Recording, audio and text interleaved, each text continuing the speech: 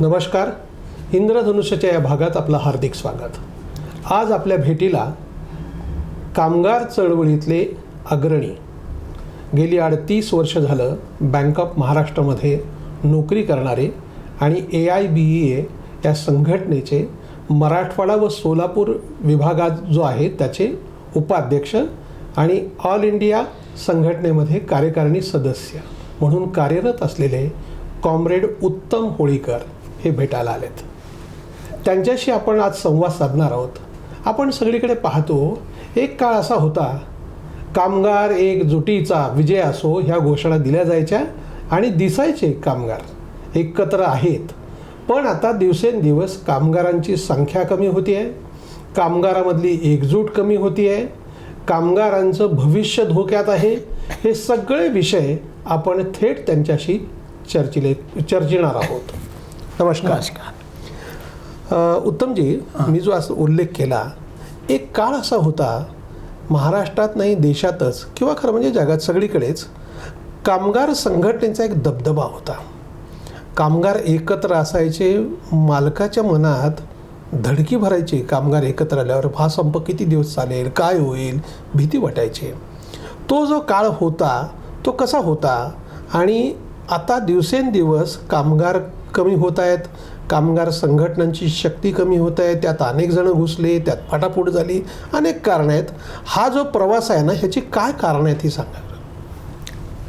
मला असं वाटतं प्रदीपजी की कोणतीही गोष्ट ही जागतिक पातळीवर किंवा मानवी स्वभावामध्ये सर्वच गोष्टी उत्क्रांत होत जाणाऱ्या असतात आणि त्या स्थिर कधीच नसतात. पण एक गोष्ट आहे, मानवी समूहापुढे पडलेले प्रश्न कोणत्याही कालखंडात त्याच पद्धतीचे असतात. कारण विकास नावाची जी गोष्ट आहे याला कधी पूर्णविराम नसतो. ती एक कन्सेप्च्युअल बाब आहे, भौतिक जशी आहे तशी ती एक मानसिकसुद्धा व्याख्या आहे. आणि मग कामगार चळवळ जसं म्हणता आपण, तशी फक्त कामगार चळवळ आहे का? तर मुळात ही चळवळ कोणतीही चळवळ जन्म घेते त्याचं कारण काय? त्याचं कारण आपण शोधलं तर मला जेव्हा अशी एक जाणीव व्हायला लागते की माझ्यावर कोणीतरी अन्याय करतोय आणि त्यातनं एखादा समूह आणि मग त्यासाठी दिलं गेलेलं एक तत्त्वज्ञान आणि त्याचे अभ्यासक आणि त्याच्या मार्गावर चालणारे कार्यकर्ते, या सगळ्यांच्या परिणामी एखाद्या चळवळीचा जन्म होतो. आणि मग ती कोणतीही चळवळ असो, पर्यावरणवादी असो, भांडवलशाहीची असो, कामगारांची असो, स्त्रीमुक्तीची असो, दलित चळवळ असो, कोणतीही चळवळ असो, या चळवळीचं हे माझं त्याकडं बघण्याचं जागतिक पातळीवरचं एक आकलन किंवा छोटासा अभ्यास आहे. आणि अशा पातळीवर जेव्हा कामगारांचं शोषण टिपेला गेलेलं होतं की त्यांनी किती किती राबायचं, त्याला काही भावना आहेत का, त्याच्या काही अगदी असहाय्यता आहेत का, आणि अशा असहाय्यतेच्या क्षणी त्या व्यवस्थापनांनी किंवा आस्थापनांनी त्यांना तो मोकळा श्वास घेण्याची संधी दिली आहे का? तर असं नाही झालं. तर त्यातून जन्मलेलं मग ते कोणतं तरी कामगार वर्गीय तत्त्वज्ञान, मग त्याला आहेरे म्हणा, नाहीरे म्हणा, हॅव्ज आणि हॅव नॉट्स म्हणा, आयडिओलॉजीची नावं कोणतीही असो, जसं शेक्सपियर म्हणतो नावात काय, तसं नावात फारसं काही विशेष नाहीच आहे. तर त्या पद्धतीनं जेव्हा कामगार संघटित व्हायला लागले, पहिली त्यांची डिमांड आली 8 तास काम, 8 तास विश्रांती आणि 8 तास किंवा विश्रांती किंवा मनोरंजन आणि 8 तास मला सामाजिक माझी काही सांस्कृतिक एक व्यक्तिमत्व विकासासाठी मनोरंजनासाठी पाहिजे. आणि म्हणून मग तोही हल्ला परतवून लावण्यासाठी आपल्या सगळ्या जगांना ठाऊक आहे की 1 मे मग तो कामगारावर केलेला बेछूट गोळीबार, त्यातनं एका कामगाराने दिलेलं ते काय दुसऱ्याला दिलेलं रक्तानं भरलेला शर्ट आणि त्यातून तो त्यामुळं तो झालेला लाल रंग, या पलीकडं मला असं वाटत नाही की त्याला काही फारसं हे आहे. मग अशा कामगार चळवळी जशा जशा एक भांडवलदार असा नावाचा विकास झाला किंवा मालक मक्तेदार, त्या विरोधात मलाही छान तरी जगू द्या, ही कामगार चळवळीची मुख्य व्याख्या होती. पण त्या छानच्या काळात या 1800च्या किंवा 19व्या शतकाच्या शेवटी झालेली चळवळ, आज आपण 21व्या शतकात बसलो आहे, तर यामध्ये कोणते प्रमाणात बदल झाले? 300 वर्षाच्या काळामध्ये जवळपास अनेक पातळ्यावर बदल झालेले आहेत. ते जसे मालक वर्गांचे झालेले आहेत तसे कामगार वर्गांचे झालेले आहेत. बरोबर. आणि राहिला प्रश्न, मग शोषण होत नाही का? शोषण होतं आहे. शोषण होतं म्हणून तरी महामानवांचा जन्म आहे ना. कारण अनेक जे द्रष्टे पुरुष आहेत, व्यक्तिमत्व आहेत, त्यांनी जगात काय सांगितलं की हे शोषण होतंच, की गुलामांना गुलामीची जाणीव करून देणाऱ्यांनाच आपण द्रष्टा पुरुष म्हणतो. बरोबर बरोबर. मग ते संत साहित्यातले असोत किंवा चळवळीमधले समाजसुधारक असोत किंवा काही क्रांतिकारक असोत, हे चिरंतन प्रवाहामध्ये ते जाणीव करून देणाऱ्याला आपण त्याला नायकत्व किंवा त्याला तत्वज्ञ अशा पद्धतीने हे सांगावं ना, जागतिकीकरणाचा फटका कामगार संघटनांना काही बसला का? बिलकुल बसला. मी याच्याकडं बघताना, तुम्ही आत्ताच उल्लेख केला 40 वर्ष मी या चळवळीत आलो, की याची गोष्ट नक्की आहे मी याबद्दल. परंतु माझा एक स्थित्यंतराचा पिरियड गेला की खरंच आपण कामगार वर्गीय म्हणून बदमाश आहोत का, एक. आणि नंतर एक तटस्थ बघण्याचा दृष्टिकोन केला की हा असा उत्तम होळीकर आणि हा असा उत्तम होळीकर, हा कामगार चळवळीतला, त्याच्यामध्ये काय गुणात्मक बदल झाले आणि तो तसे का झाले की अपसुख होतात. तर मध्यमवर्गीय कल्पना ही कामगार ते कर्मचारी, आपण पाहत असाल की आपणही म्हणालात कामगार चळवळी, आज इवन दो आम्ही ज्या आर्थिक क्षेत्रात काम करतो किंवा राज्य शासकीय, केंद्र शासकीय किंवा आमच्यासारख्या आस्थापनात, तशा अर्थानं आम्ही वेल टू डू आहोत. अगदी बरोबर. बिलकुल. आणि प्रश्न वेल टू डू असण्याचा नाहीच, वेल टू डू असण्यासाठीच चळवळ आहे. प्रश्न आहे तो जाणीवेच्या आणि नेणीवेच्या पातळीवर, की मी स्वतःला कामगार म्हणूनच घेत नाही, अगदी स्पष्टपणे मोकळं. तर मी त्यातला त्यात काय म्हणतो, मग व्हाईट कॉलर्ड अशा पद्धतीचा मी कर्मचारी म्हणून घेतो. मग तो राज्याचा केंद्र, आणि इथं माझ्यात आणि माझ्या दुसऱ्या बांधवात एक प्रकारची भावनिक मानसिक दरी निर्माण व्हायचं एक कारण आहे. त्याला जागतिक परिमाणं अनेक आहेत. दुसरी गोष्ट अशी आहे, मला असं वाटतं की हे मग चिरंतन काळापर्यंत चालत का येत असावं, की माझं मत कदाचित चुकीचं असेल, मी त्याच्याबद्दल माफी मागतो, की एका शोषकाला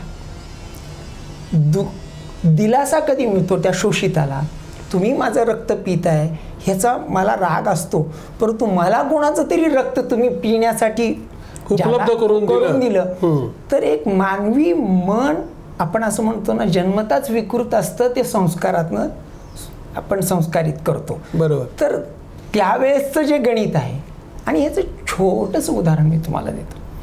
का हो, आम्ही बँक कर्मचारी चळवळीतले किंवा इतर सगळ्या क्षेत्रातले लोक बोनस हा आमचा हक्क आहे असं म्हणतो. कारण बोनस म्हणजे डेफर्ड वेजेस, ती काही मालकाची बहाल केलेली मर्जी नाही, की 1 तारखेचा पगार मला 29 दिवसानं मिळतं, 2चा 28 दिवसानंतर मालक देतो, 3 तारखेचा 27, आणि हा योगायोगानं 8.33 येतो, आणि कोइन्सिडेंटली तो कॅल्क्युलेटेड केलं तर मला उशिरा दिलेलं वेतनमान 1 महिन्याच्या पगारापुरतं येतं. त्यामुळं आम्ही म्हणतो की बोनस हा आमचा हक्क आहे.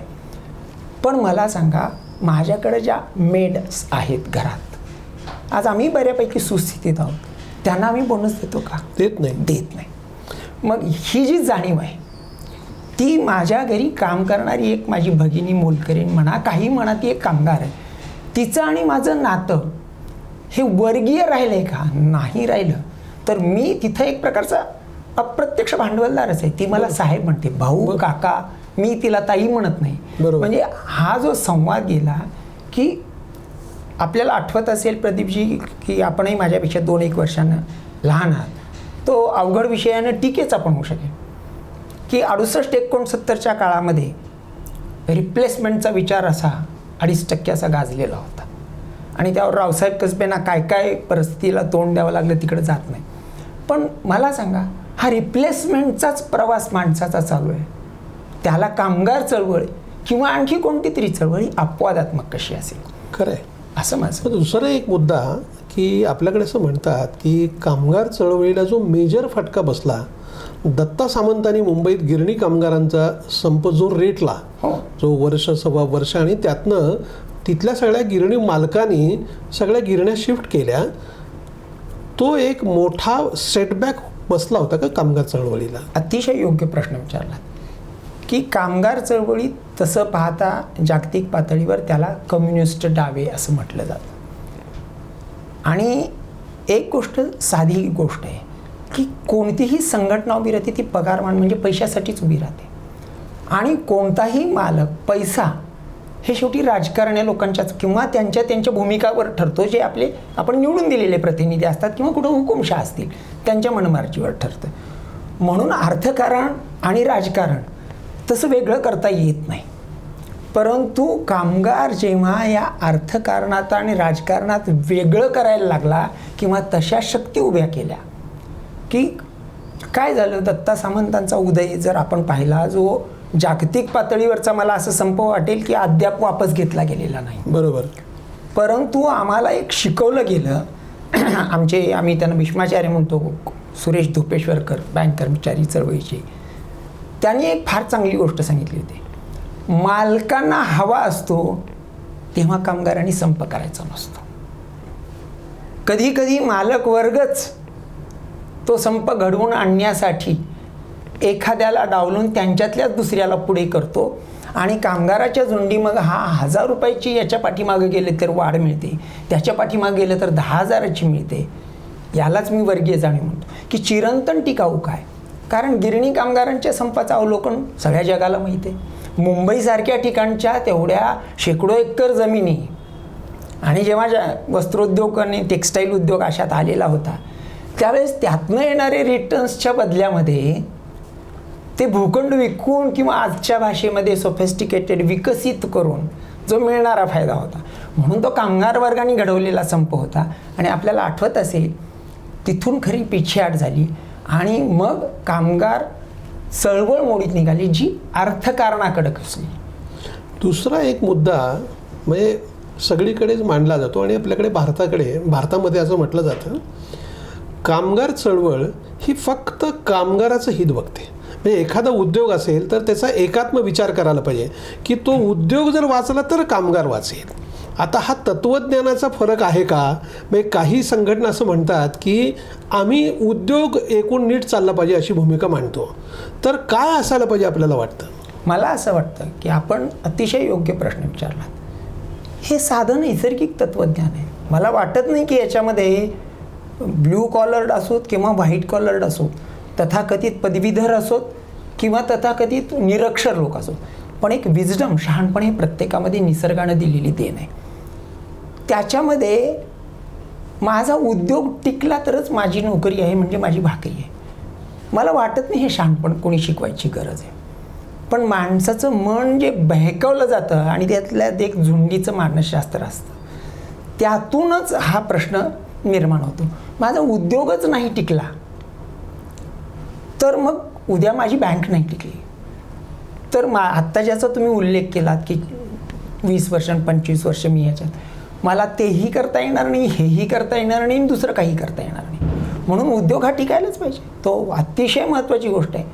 आणि त्याच्यापासून फारकत घेऊन तुम्ही बुडालात हरकत नाही, आमचं आम्हाला मिळालं पाहिजे, ते मिळालंच पाहिजे असं म्हणल्यानंतर गिरणी कामगारांचं आपल्या पुढे. आणि माझ्या त्या विवेचन होतं की गिरणीचं संप की तेच होतं, त्यांना गिरण्या मालकांना बुडवायच्या होत्या. कामगारांनी तो शहाणपण स्वीकारलं नाही की 10 पैसे मागं घेऊन तो माझा उद्योग. बँकिंगमध्ये सुद्धा आपण आवर्तनं पाहिली असतील की मध्यंतरी ग्लोबलायझेशनच्या किंवा अनेक काळात अनेक बँका तोटात गेल्या. बरोबर.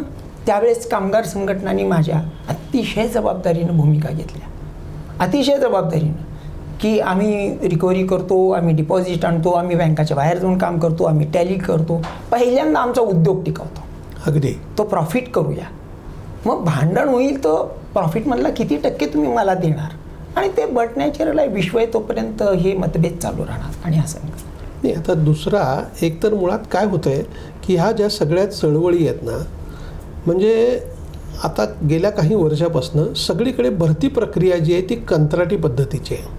म्हणजे आता परमनंट नावाचा विषय संपला आणि त्याच्यामुळे एक मोठा सेटबॅक कामगारांच्या चळवळीला बसतो आहे. खरं म्हणजे कामगार ह्या जमतीलाच बसतो आहे. भविष्यात कामगार म्हणून जो काही कामगार म्हणा, कर्मचारी म्हणा, त्याच्या सुरक्षेचे प्रश्न काय आहेत, कसे राहतील. आणि एक असं म्हटलं जातं, असं नकोच आहे हो, सुरक्षा देऊच नका, कारण सुरक्षा दिलं की माणसं नीट काम करत नाहीत, त्यामुळे त्याच्या मानेवर टांगती तलवार असलीच पाहिजे असा म्हणणारा एक वर्ग आहे. आपल्याला काय वाटतं? मी अशी टोकाची भूमिका घेणार नाही. आपण जे म्हणता त्याचा अतिशय खोलात जाऊन विचार केला तर कोणताही राज्यकर्ता प्रस्थापित किंवा एक समाज सत्ता ढकलणारा वर्ग, त्याला मी राजकीय पक्ष वगैरे म्हणत नाही, तो एक समाजामध्ये नेरेटिव्ह सेट करण्याच्या पाठीमागं असतो की हा कामचोर आहे, मग कामचोर आहे म्हणून त्याला सतत असुरक्षित ठेवा. हे तर भांडवलशाही अर्थव्यवस्था सुद्धा म्हणत नाही. अन्यथा भांडवलशाही अर्थव्यवस्थेमध्ये सुद्धा सोशल सिक्युरिटीचे कितीतरी प्रश्न आहेत आणि त्यांनी त्या प्रोव्हिजन केलेले आहेत. परंतु आपल्या देशामध्ये ते केले का? ज्या आउटसोर्सिंगचा तुम्ही प्रश्न वापरला त्यात होतं काय, सर्व्हिस प्रोव्हायडर, सेवा देणारा आणि सर्व्हिस घेणारा उपभोक्ता यांच्यामध्ये इथली व्यवस्था एक स्पष्टपणे दरी निर्माण करण्याचा प्रयत्न करते. त्याचे अनेक प्रश्न आहेत की आता तुम्ही फार चांगला उल्लेख केला, गेल्या 10 वर्षात अनेक किंवा 15 वर्षात ग्लोबलायझेशन काय होतं हो जगातलं चित्र, विकसित देशामध्ये जवळपास 30% लोक ट्रेड युनियनमध्ये होते. बरोबर. आज 15% नाही. विकसित देशात युरोप, अमेरिका. बरोबर. आणि आज भारतासारखं 90% तर बाहेरच होते. होय. आणि मग अशा वेळी प्रस्थापित राज्यकर्ते आणि इथले मक्तेदार ह्या सोप्या गोष्टींमध्ये प्रश्न कसे गुंतवतात बघा. आपल्याला किंवा बहुतेक लोकांना ते चुकीचं वाटेल, पण मला ती ठाम. मग त्यावेळेस धर्म, जात, संकल्पना ह्या सहजपणे बाहेर येतात. त्याच्याशिवाय जगभर शांततेचा देणारा आपला भारताचा वारसा विश्वात्मके देवे सांगणारे ज्ञानेश्वर माऊली, जगातील कामगारांनो एक व्हा म्हणणारा कार्ल मार्क्स, कोणतीही चळवळ घ्या, जागतिक शांतता आणि ग्लोबलायझेशन, जगाच्या आणि माणुसकीच्या कल्याणासाठी म्हणणारे भांडवलदार किंवा जे कोणी हे तत्त्वज्ञान. पण त्याचवेळी अगदी विकसित देशात सुद्धा राष्ट्रवाद उफाळून आलेला आहे, जो पूर्वीच्या काळी नव्हता. मग हे का आला तर मला असं वाटतं हे सेट नॅरेटिव्ज इझिली समोर टाकले गेले की तुम्हाला तुमच्या मूलभूत प्रश्नापासून दूर करण्यासाठी. आणि आज आपण आपल्या 130 आणि बहुविधतेने नटलेल्या देशामध्ये पूर्वीचे लोक राष्ट्रवादी नव्हते का? आजच पूर्वी राष्ट्रवाद, आपली तर चळवळ अति 75वं वर्ष आपण साजर करतोय. सगळ्या समूहाने केले, त्याच्यात अहिंसक, हिंसक, क्रांती, धार्मिक अनेक पंथांनी त्याच्यामध्ये योगदान आहे. परंतु तेवढा प्रखर राष्ट्रवाद आहे का? आत्ता खरंच गरज आहे का? तेव्हा ग्लोबलायझेशनची व्याख्या करतो आपण, आयात निर्यातीची व्याख्या करतो आपण, आउटसोर्सिंगची आपण प्रश्न काढला की आत्ता पहा तिथलं आपल्याकडची जी मुलं वेगवेगळ्या कंपन्यात परदेशात जातात म्हणजे काय हो, त्यांचं आउटसोर्सिंग आपण करतोय. मग त्या आउटसोर्सिंगला आणि या आउटसोर्सिंगला प्रश्न आहे. तुम्ही नाव परत माझं तेच म्हणणं आहे, तुम्ही आउटसोर्सिंग करताय की अजून काय पक्क ठेवताय? त्याच्यामध्ये तुम्ही त्याला एक व्यक्ती म्हणून, माणूस म्हणून या पृथ्वीवर त्याच्या मूलभूत गरजा, सामाजिक, आर्थिक, राजकीय परिस्थिती लक्षात घेऊन तेवढं पुरतं उत्पन्न देताय का? हा खरा प्रश्न आहे. आणि म्हणून आता तुम्ही पाहत असाल की कामगार चळवळी ह्या कर्मचारी अनेक गोष्टींमुळे नष्ट जशा झाल्या, त्याला काही कारणीभूत कामगार स्वतः आहेत, कर्मचारी स्वतः आहेत. बरोबर. की त्यांनी अंत्याच्या घटकाशी तो हात जोडून घेतला नाही. आवाज या व्यवस्थेवर उभं करताना तो करायला पाहिजे. पण मला असं चित्र दिसतंय की आज ॲमेझॉनमध्ये जगभर पसरलेल्या ठिकठिकाणी त्यांच्या गोडाऊन्समध्ये ट्रेड युनियन उभ्या राहत आहेत. ॲपलमध्ये ट्रेड युनियन उभी राहिलेली आहे. आणि आता परत ही चक्र निश्चितपणे उभी राहतील. कारण मी परत त्याच ठिकाणी येतो, तेव्हा तुम्ही कामगार संघटना म्हणा, कामगार असोसिएशन म्हणा, कामगारांचे नाव काहीही असो, आणि शेक्सपियर म्हणाला तसंच की नावात काय, शेवटी जोपर्यंत जगामध्ये विषमता आहे, जोपर्यंत माझी जगणे, काही काळ काही लोकांना काही भरकटवलं जाऊ शकतं, सदा सर्व काळ लोक त्याच्या पातळीवर येतील असा मला ठाम विश्वास आहे. म्हणजे आपल्याकडे जे म्हटलं जातं स्थिती, उत्पत्ती, लय, हे चक्र आहे. आणि त्याच्यामुळे आत्ता काही सगळंच संपलं असं नाही, नवं कदाचित निर्माण होईल. त्याचं कदाचित तुम्ही म्हटल्याप्रमाणे नाव वेगळं असेल, पण चांगलं घडेल अशी आपण आशा करूया. धन्यवाद, आपण वेळ दिलात, मनापासून आभार. थँक्यू. आपल्याला हा जर व्हिडिओ आवडला असेल तर तो लाईक करा, फॉरवर्ड करा व सबस्क्राईब करा.